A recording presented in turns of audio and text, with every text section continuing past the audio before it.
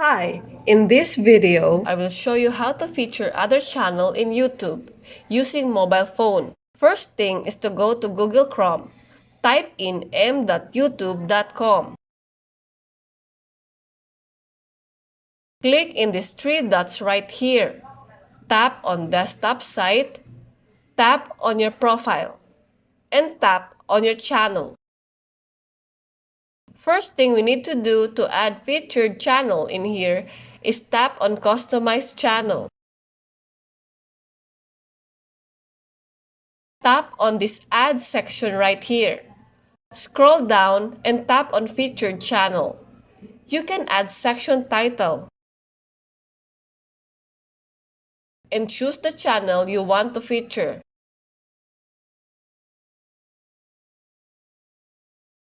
Tap on Done and it was already featured in here.